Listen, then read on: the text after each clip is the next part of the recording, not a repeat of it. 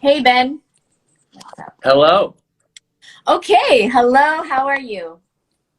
Doing fantastic. Thanks for having me. Glad we could do this. Yeah, thanks for making time for this because your new book is amazing. And I just want to tell everybody that it's available only this week for $1. Okay. And then when is so that's on Amazon, the digital Yeah, version. When is the paperback coming out? that'll be on Friday. Very nice. Wow, wow. Okay, everybody go to the link in Ben's bio. Check it out. And Ben, before we start, I want to ask you a few questions that I got from my followers. Is that okay? Yeah, okay, let's do it. Yeah. Let's do it because I always like don't have enough time at the end and I feel so bad. So the first question I got is what can we do about 5G? What can we do to protect ourselves from this constant EMF that we are going to be receiving and this really toxic stuff? Sure. I mean, I think the best thing you can do is work with your local city government to make sure that they don't go up near you. Um, I think people like Robert Kennedy's organizations are working at like the federal level, but it's like the higher up you go in government, the longer it takes to make a change. And you can make a difference at your city level by, communicating with your city council and telling them that you don't want these up in your neighborhood, you don't want these up in your town, you don't want these up at local schools. So I think that's the main thing you can do. I think there's a lot of confusion that, oh, I can just get a sticker or a necklace or something like that, and it's going to protect me. And it's like, I have something like that. yeah, I got it's something. like if you could still make a phone call, if the tower is still up there, like you're not protected. All right, Yeah, let's be clear for my about that. phone. Yeah. Yeah, great answer. Yeah, thank you. I wasn't expecting that answer. That's a real answer. Okay, next question is I have a viewer that he wants to know the best place to buy soursop in Chicago. He said you're from Chicago. Is that true? I'm not from Chicago, but I can still answer that question. Of course you can. Yes. What is your answer to that My question? that question is to not buy soursop in Chicago. I would So here's the thing about soursop, and I see you posting pictures of it, and I'm crazy jealous because it is my favorite fruit, absolutely. But the problem with soursop is that the window between when it's ready to pick and when it's ripe is very short. Okay, so you're in Florida, someone grows them there, you can get them, right? Um, most of the soursop that's imported in the United States from Mexico and other Central American countries, it takes so long to get here that they have to pick it before it's really ready, and then it never really gets ripe, and it never really tastes good. I had it when I was in Costa Rica, and it was just like blown out of the freaking water by how like it's when I was in Costa Rica back in 2015. It was like anytime I get soursop, it was like just eating, and like one's like the size of my head for a meal. Ronnie. Thanks God, has deep dish soursop. So yeah, we're talking about the soursop. If you're in South Florida where they grow it and they don't have to ship it anywhere, awesome. Because I think I've said like, hey, Jeanette, can you ship me soursop? And you're like, no. Well, it doesn't, and I'm glad we're talking about fruit because now, I can chime in. It doesn't actually grow here, Dr. Ben. It does not grow here. It's not tropical enough, as far as I know. I don't know anyone who grows it, and I've never seen it grown. However, we have some incredible imported soursop I get it from Peru and also from Guatemala. And so personally, that's where I get my soursop. If anybody has grown soursop here, please let me know. Sugar apple, though, grows here, which is in the family. So maybe you're right, but I've never seen it grow here. Okay. Yeah, and that is the right answer. You passed that test. I mean, I used to get at the Los Angeles wholesale produce market, and they charge you an arm and a leg, and that stuff's like fresh off the boat, and it's still like it's never good. Same in And New York, Ben. I spent so much money on soursop in New York, and it was always gray inside. Like you said, it never ripened properly, and it was a waste of fucking time and money. But here in Florida, I mean, we get it freshly shipped, I guess. I'm not sure what the difference is. Okay, so Fruity Ronster. Miami Fruit said some family controls the soursop industry. Yes. I'm trying to get in that family. Okay, so and then two more questions. Okay, so this is more related to your book. Okay, how to heal from fibromyalgia and eczema. Okay, so I'm guessing those are two symptoms of maybe the same problem. What would you say to somebody who asks you how to heal from both these things? So I would say it's outlined pretty well in my book. But yeah, eczema is basically the body trying to expunge toxicity via the skin. Fibromyalgia is a little bit more complex. That's a condition that's sort of like an unknown pain condition, right? That people become hypersensitized to pain. And we could do like a 20-minute thing on that, but I think, part of it is like gut dysfunction, that a lot of the good bacteria are killed in the gut. And so the body, as a response, can't quite, has microbiome dysfunction, can't quite sensitize to pain. So it's like everything hurts. Like you shake someone's hand, they have fibromyalgia, and like, you electroshocked me, right? And so the Cipro antibiotic has been causative in a lot of people having fibromyalgia because it just nukes all these good bacteria. But the good news is, you feed your gut the right foods and the good bacteria grow back. And of course, when we're talking about the right foods, we're talking about soursop, but we're also talking about mangoes and jackfruit and bananas and peaches and limes and lemons and cherries and apples. So, I think, it comes down to it. Diet's going to be the most important thing to heal from either of those two conditions for sure. Yeah, I agree. So I'm a big fan of yours because there's nothing more frustrating, in my opinion, Ben, than going to a doctor, going to a professional, and seeing that they are not healthy.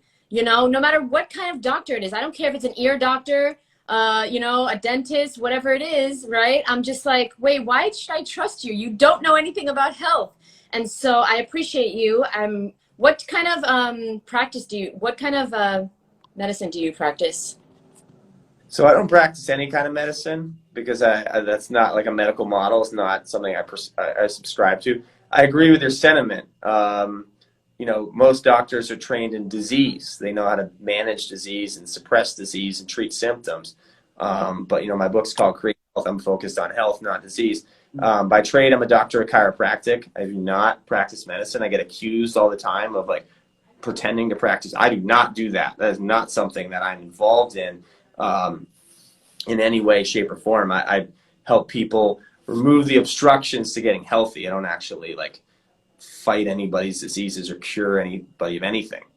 So I hope that explains that question. I see you've been practicing that one. Because, yeah, I guess it's tough out there to be somebody are you not allowed to say that you heal people? I think that you do. I mean, we could say that, but in all honesty, I don't to be completely truthful, I don't heal. The body has the ability to heal itself. That's what the book's about. It's we provide the body the optimal conditions, you remove the obstructions, the body's ability to self-heal, and it does the work. It's people are out there oh, what's going to heal me? How do I fix me, save me? And it's no. You just need to get rid of the stuff that's making you sick and add in the stuff that's going to help you get well, and then your body will do the work. It's miraculous. Yeah, take responsibility for my life, Dr. Ben, please. Yeah. I know that's why I've gone to doctors in the past, for sure. Hey, you're a professional, fix me. But it turns out we're all our own best healer, Yeah. And So that's the only person I've healed personally.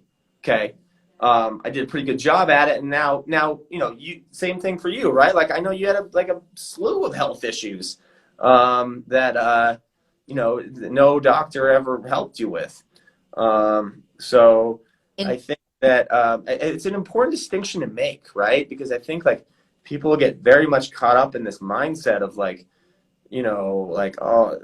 giving their power away, and it's oh, heal me, and it's no, dude, it's got to come from you. You have the ability to do it. And I think, an important part of both our messages is empowering people Because it's like, and you know, I mean, just to look at the present situation of like this whole, you know, virus thing that happened. It's like everyone's like, oh, what does the NIH or the WHO or the CDC or the FDA or the little short man with the beady eyes say? I have to do what he says because I can't be well on my own, and I have to wear a thing over my face and shoot up drugs, or I'm not going to be okay. And it's like, I don't know about you, but this has been going on like 2.5 years. I haven't worried about it. I haven't done any of the things that you're supposed to do. I just kept doing what I was doing before, which got me well, and it's kept me well. And so, yeah, I think it's, you know, I hate to like tee off on you when you ask me these questions, but like, oh, do I practice any kind of medicine? It's like, no, I definitely don't. And here's why. It's a very important distinction to make, because if like people like don't understand this fundamental concept that the body heals itself, and all you got to do is like, not that it's easy, but you got to provide the conditions to make sure that the self-healing actually executes. That's the most important thing that anybody needs to know about health. Yeah, I completely agree. And so what, do you remember the moment that you realized that your body is the most powerful healing tool that you have? Sure. You know, I was dealing with a lot of issues, and I remember I was always into working out, and I remember I had been kind of in the process of healing. Like in the beginning, I was just trying to get I just had really bad digestive issues, which I think you've dealt with too, and I was just wanting my stomach to feel better, right? And so I just started doing the fruit and vegetable thing, like not have my stomach hurt. And then kind of as a side effect of that, like all the other health issues that I had cleared up, which I was just like, oh, okay, I guess, you know, like that's great. But I remember a moment where I was working out at this gym, and it was like a personal training studio, and they would really track all your metrics. Like they would look at your body fat, and they would look at like your lifts and your strength to weight ratio, and so they could like know what they were doing and like do the best workouts for you.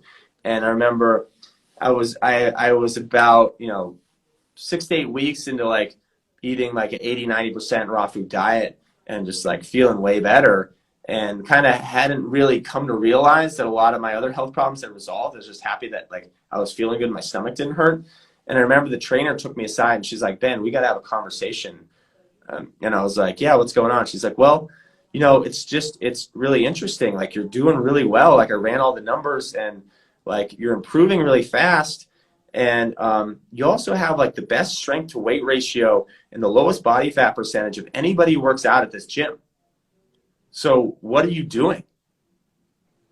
And I was just like, that's interesting. And I was like, oh, well, actually, you know, I'm doing this thing where I'm like making all these smoothies, eating all these fruits and vegetables, and like I feel really good and it's great, and I love it. I was trying to not be too like chatty about that. And they like flipped out, and they're like, oh my God, what are you gonna do about protein? You know, oh, like I was like, here's what worked for me. They just asked me like, why do you have the best, you know, strength to weight ratio and body fat percentage of anybody in the gym? And then you tell them why, fruits and vegetables, and then they flip out on you about protein. And then they become a nutritionist. What? Then they become a nutritionist as soon as you tell them. Yeah. And why you're in the best health of anybody that they know, right? And then they flip out on you. But it really like opened my eyes to like, wait a second, like, you know, it kind of happened over like gradually, but I was like, wow, like my skin issues have cleared up. My digestion, of course, is better. I have all this energy. I'm like working out, crushing it at the freaking gym. You know, and I used to be in chronic pain, but that all seems to have gone away. And so it was like, whoa, like I'm on to something here, because not only am I like feeling worlds better and all my health issues have pretty much gone away, but like I'm crushing it at this gym too. Like it was like when you found like a wrinkle in the universe and you're just like shortcutted everything. You're just like, whoa, you know. So I just red pilled myself. Yeah, that's what it is. That's what it is. It's red pill is just taking responsibility for your life. and thinking outside of the mainstream. And that is why so many people are struggling, because they're thinking like everyone else with health problems. Don't take advice from anyone you don't want to trade places with. These people that are telling us how to be healthy, they don't look healthy. So let's get back to your book. Chapter 5 is my favorite because you talk about exactly what to eat. And so my question to you is, what are the top 5 foods, in your opinion, that people should eliminate if they have an autoimmune disease? Sure. I think number one's dairy products, cheese, milk, anything like that. Probably the most inflammatory thing. Next is going to be processed foods. Anything like, like has ingredients, right? Especially if the ingredients are things you can't pronounce. That's just a recipe disaster. So number 3 would be probably animal products, meat. Whether it's processed or organic, it's still pro-inflammatory. Like let's call a spade a spade. This stuff is bad news. And protein that's in it is not worth the inflammation. And we can have a whole protein conversation. I would say number 4 is probably added oils, especially heated ones. I don't care if it's coconut oil or avocado oil or whatever the new hot, cool oil that somebody's talking on the internets. An oil is still a processed food, it's still nutritionally replete. If you want fats, you want omega-3s, get them from nuts and seeds, get them from fruits and vegetables. And then the fifth one is probably refined sugar. Why would you want to eat that when there's fruit?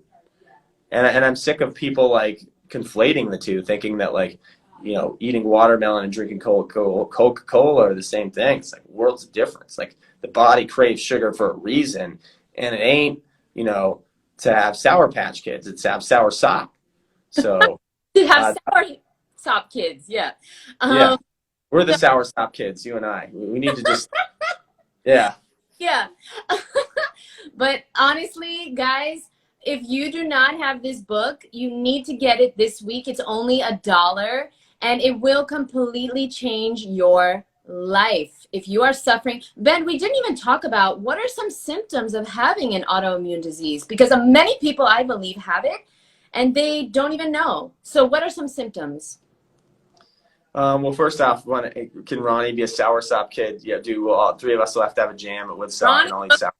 Ronnie's too old. Sorry, Ronnie. We will not adopt him. Sorry.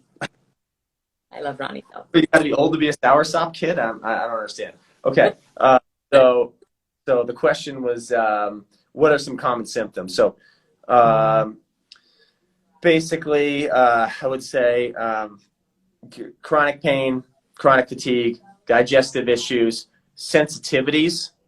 And that can be to like hot or cold, or it can be to certain foods, or chemicals, or smells. Just oftentimes people with autoimmune disease tend to be empaths and sensitive people in general. We can talk about why that is. That's kind of a longer conversation. So those are 4 of the 5, and then there's a 5th one. I have it in my book, and I'm brain farting now. I can't remember, but those 4 are definitely probably the most prevalent. And basically an autoimmune condition is the immune system is attacking some part of the body, and depending on what part of the body it's attacking, they give it a different name. So if it attacks your digestive system, it's Crohn's disease or colitis. If it attacks your brain, it's MS. If it attacks your thyroid, it's Hashimoto's, and so on and so on. Yeah, it's the same disease. Colitis is inflammation of the colon, Yeah. It's all the same disease, like you said. And when I realized that, I was like, wow, I love learning about my body because it is just so powerful. And they definitely don't teach us this, Ben. And, we won't get into why, because, then we'll get canceled. They'll take our accounts down. But, why, in a way that you can explain it without getting us banned from the internets, why do you think that this information in your book is so hidden? It's so simple. It's so doable. It's so hidden, though, from the medical industry, from the schools, from the mainstream. Why do you think that is? That's a good question, and I think there are answers that can sound, conspiracy theory-ish, and there are answers that are like much more hiding in plain sight. And I think common sense is not too common. And so I think a lot of it is the lens that we look at the problem through, right? Stephen Covey, author of the 7 Habits of Highly Effective People, said that the way we see the problem is the problem, right? And so when we're looking at it, this medical model of like, okay, you've got,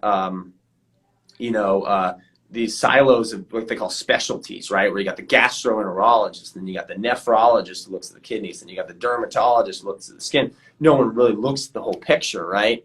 And so it becomes this like Rube Goldberg machine where it's like, well, I'm going to give you drugs to fix this one problem with your stomach, but if it gives you a heart attack, well, you got to talk to the cardiologist. It ain't my problem, right? And so there's really this like symptom suppression model and not a health creation model, because they fundamentally see your body as something that's flawed and broken and they need to fix, right? And that like you're just going to fall apart unless you don't have them, right? And it boosts their ego, and it gives them lots of power over people and prestige, and like, oh, you're a doctor, right? And and then they can sit around and tell you, little peons, your body's going to fall apart if I don't cut things out of it or drug you, right? And so it's this weird perverse model where they don't like inherently believe people are faulty. But if you take another perspective and go, oh, well, actually the human body is like meant to be healthy and vibrant and all these things and heal itself and rejuvenate. Yeah, and heal itself. Then we go, okay, well, how can we? Why isn't this happening here? Why is it suffering, right? And as opposed to just like, if your presumption is that like, oh, that's just what it does, it falls apart, and we just got to cut pieces out as the ship's crumbling, well then of course you're going to get more disease. But if you go, oh, you know what, like maybe we got to look at what is obstructing this ability to self-heal and address that, then things are different, right? There's Tony Robbins says that the quality of your life is based on the quality of the questions you ask. So if you're asking like, why am I sick? Why can't they fix me? What's wrong with me? What's not working? So let's figure out all the things that aren't working. You're just going to get more of that, right? But if you look at a higher level and go like, okay, what can I do to heal from this? How can I bolster my own health? How can I remove things that are causing harm and add in things that are helping? You get totally different answers, and you get a totally better life. So I think, like, honestly, a lot of it is just perspective. And so what I really try to do with this book is just like bring this other perspective, because it's just like it's just such a perverse way to look at the world and people. I just, oh my God, I'm sorry I'm teeing off on this, but it's an important topic. I completely agree. It's a very important topic, and it's really important that we start to brainwash people to realize how powerful they are. Now, Ronnie, our good friend Ronnie, he had a great question for once. I've never seen him ask a good question, but this was actually a good one. Is autoimmune always related to leaky gut?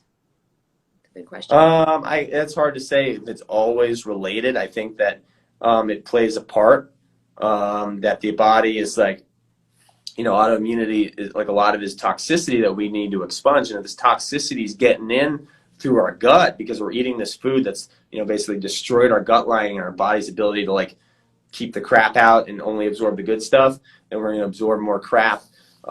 So I think that it plays a role. I don't know if it's all the time, but I think it definitely plays a role. And if toxicity is continuing to get in through the gut, well, we need to heal that. Now there's debate on the best strategy. There's a lot of people selling like leaky gut pills, right? Which I'm not a fan of. But like if you feed the body fruits and vegetables, that gut lining will heal. So yeah, I think it's a role sometimes. The answer to the question, yeah. Sometimes, yes. I have definitely seen people heal from leaky gut. I have seen people heal from everything. In fact, a lot of my mentors have healed from stage 4 cancer, right? And so by taking a more natural, holistic approach. And so I wanted to know, Ben, last question for you, because I see we're running out of time. Again, I just want to tell everybody that this is a really good time to check out Ben's book, Create Health. Okay, and this is, just click the link in Ben's bio, check it out. It's only $1 for this week, and honestly, it's the best dollar you'll ever spend. I can't believe that you're putting it on sale for this first week only, which is so so nice of you, because there's a lot of people that need this information. And so my last question to you is, who were some of your mentors in the beginning of your awakening to the power of your body? Yeah, there are some of them. Dan McDonald is probably the biggest one, the Life Regenerator. I'm super stoked. I'm actually going to hang out with him in a week and a half here, and I haven't seen him since like 2015. So I think he's one of the OG guys. There's some people that like I don't necessarily agree with everything they teach or taught now, but Doug Graham for sure. Robert Lockhart, rest in peace, awesome dude. Let's see, Dr. Alan Goldhammer is awesome. Dr. Michael Clapper. Man, there's a lot. I would say that's probably like my top 5 to get started with, for sure. I'm sure I left people out, but yeah. Yeah, Michael Clapper, he was one of the first people that I discovered, and he just has a way of explaining things that like really hits you, and I just love his energy too. Okay, Alino, yes, it is on Kindle. So check it out, and you can check it out in the link in Ben's bio. And Dan is back on his channel again. Yes, he is. Yeah. Okay, I'm just looking at some of the comments. Eli Martyr? Is that Free Melon Society guy? I haven't heard of him. Well, that is who Alina listens to. And so, yes, okay, so I want to say thank you so much, Dr. Ben, for spending some time with us, for writing this book, for stepping into your destiny to really change the trajectory of the world, change people's lives through awakening them to their own power. So I just want to say thank you so much for doing what you do, Ben. I'm inspired by you. I love your content. I love that you love the truth. You're not afraid of it, and you're not afraid to look weird for believing it or saying it or talking about it. And I love people like that. So thank you so much. And yeah, and everybody go check out his book, and we will see you in the next episode. Thanks, Ben. Bye.